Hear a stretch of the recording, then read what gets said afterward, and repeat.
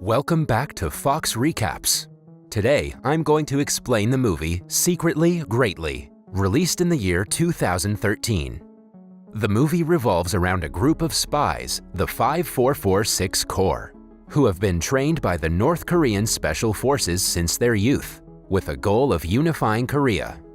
After training, they were dispatched to South Korea, where they have disguised themselves and settled down awaiting further instructions from their superiors.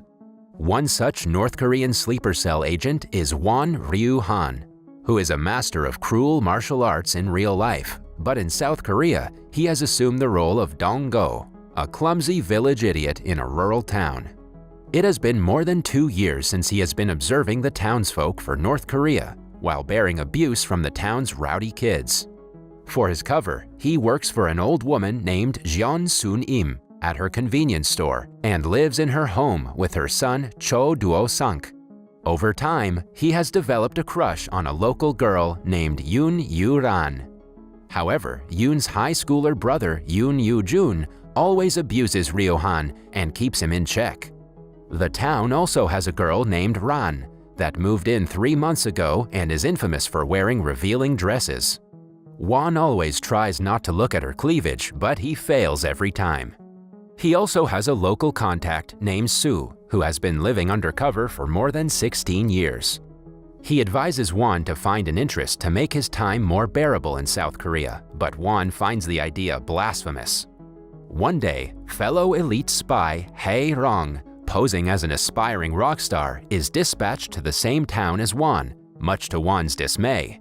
Won fears that his superiors might have started to underestimate his abilities as a spy. Hae Rong moves into the same building where Ran lives, and Won quickly acquaints himself with him. One night, a boy bangs on his door and asks for his help in finding his brother, who went missing after he went outside his home to pee. Won disguises himself and springs into action. Using his excellent skills, Won quickly locates the boy at Mr. Park's house. After overhearing their conversation, Won quickly deduces that Mr. Park has a crush on the boy's mother, and the boy followed Mr. Park to his home in greed of cookies. Others arrive outside Mr. Park's home, looking for the boy, and spot Won in disguise peeping into his home. They assume that Won kidnapped the boy, and as a result, he is forced to run away in his disguise. The boy reunites with his distraught mother, and Mr. Park becomes the hero in the story for rescuing the boy from the pervert kidnapper. The movie then cuts to a safe house in a secret location, where the former director of North Korea's Ministry of People's Armed Forces, Hee Kwan, is in a meeting with South Korean officials, including the National Intelligence Service's chief, Seo Soo-hyuk. They are discussing a series of murders of North Korean defectors living in South Korea. Hee Kwan strongly believes that Unit 5446 is behind the assassination and tells them about Kim Jong-il and Lee Moo-hyuk, who created the top-secret troop 16 years ago. After Jong-il's death, the unit has become Lee's private troop. At Won's home, Soo shows up unannounced and reveals that his family got caught defecting to China. He has been ordered to return back to North Korea and asks Won for a pistol so he could end his life in a dignified manner. The movie then cuts to a sniper that's aiming at its target, seemingly Soo. However, when he fires the shot, it becomes clear that the sniper was aiming at Hee Kwan, who falls to the ground. Chief Seo is sure that Unit 5446 is behind this, and he seeks his boss's permission to set up a team to tackle the unit, but his boss turns him down, citing political reasons.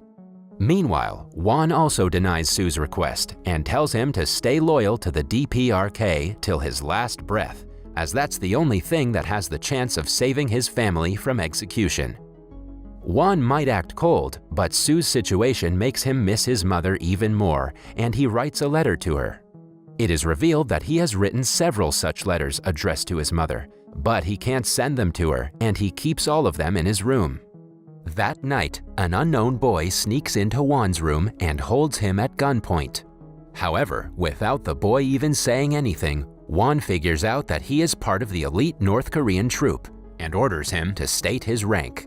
Startled, the boy addresses Won as captain and reminds him about his obligations to the DPRK before running away. Won goes after him, and an intense parkour pursuit follows. However, the young spy manages to get away. Won is spotted by a drunken Ron, and she forces him to sit with her in the park. An inebriated and emotional Ron confides in Won that she gave birth to a boy when she was 18 years old, and her parents sent the baby to the US for adoption. She breaks down, saying that she hasn't seen her son since then. When she falls asleep, Won carries her back home. Afterwards, he catches the mysterious agent secretly spying on him from a distance.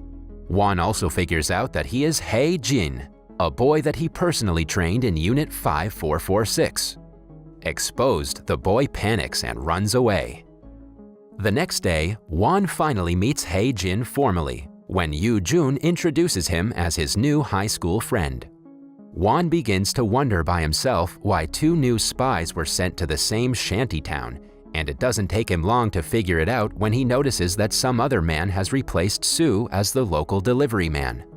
That evening, Won confronts Hae Jin, and the boy reveals that he only sent Soo back to Korea because he was trying to end his life, putting other sleeper agents at risk. Before Won could ask the boy about his mission, they hear someone approaching, and the two are forced to hide. It turns out to be Yu Ran and her drunk boss who is harassing her. Won instructs Hae Jin to help the girl, but he replies that they shouldn't help South Koreans, and wonders if Won has developed feelings for her. However, Won explains to him that he can get in Yoo Jun's good books by helping his sister, thus solidifying his cover story. Hae Jin then saves her, and to keep the boss from firing her, Won blackmails the man with his embarrassing video. The next day, as Hae Jin, Won, and Hae Rang talk, a liquor supplier threatens Soon Im. Won immediately intervenes, but without breaking character. He manages to save her, but ends up getting beaten badly. When Duo Sonk learns about the incident, he goes to confront the goons, and Won and Hae Jin secretly follow him. Without exposing his identity, Hae Jin beats them up, and afterwards, Won comforts a badly battered Duo Sonk. The next day, Soon Im throws a chicken soup party to celebrate Duo Sonk teaching the goons a lesson. At the party, the North Korean agents find themselves enjoying the South Korean food and people. Back in NK, Lee grows worried about being exposed for having a secret army without the country's leader Kim Jong-un. It is revealed that North Korea's new leader, Kim Jong-un, wants to take steps towards reunifying the two Korean countries, and sleeper agents could derail such a plan. Therefore, Lee orders all of the active duty spies to take their own lives.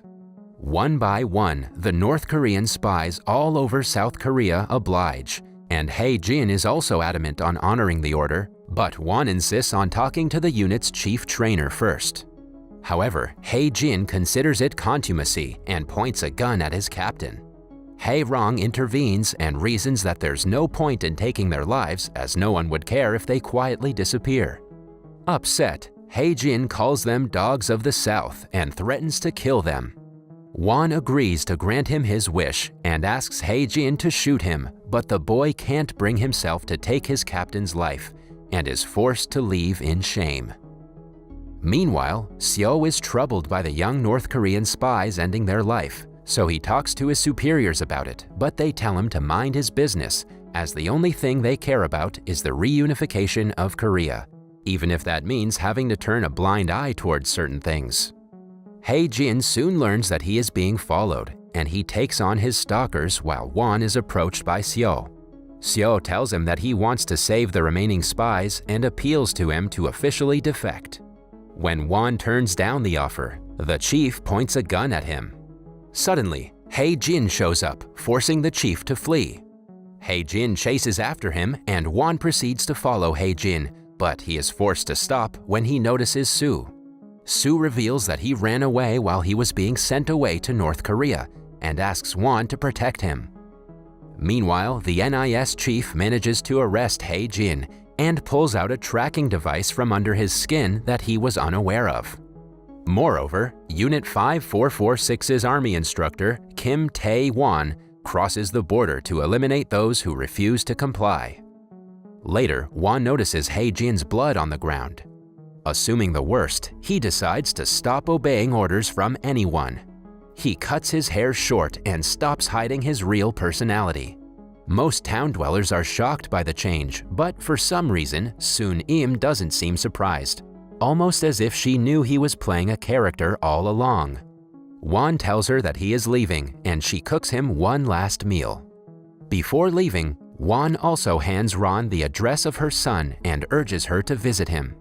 Won and Hae-rong unite and take down a South Korean agent. Using the agent's earpiece, Won talks to the chief and asks him to look after Hae-jin. However, the chief asks him to surrender himself and tells him about the GPS and Kim Tae-won. When Hae-jin learns that his captain's life is in danger, he agrees to desert his country and cooperate with the NIS. Using the tracking device, Won and Hae-rong lure Kim Tae-won to a deserted building. Won asks him if the NK government has been looking after his mother, but Kim's silence reveals everything Won needs to know about the regime, and an intense battle follows. The town's two rowdy children show up at the site, and Kim's henchman proceeds to shoot the children, but Hae-rong runs the man over with his car and flees with Won and the children. Kim follows them in his car, but the chief shows up with the police, forcing him to flee. After dropping the children back to the neighborhood, Won and Hae-rong go to the secret place where they hid Sue. However, they learn that Sue is actually the professor of philosophy at Kim Il-sung University. Sue famously opposed the creation of 5446 unit because he believed that the spies would eventually betray their nation. He was ordered to cross into South Korea by Kim so he could prove his point.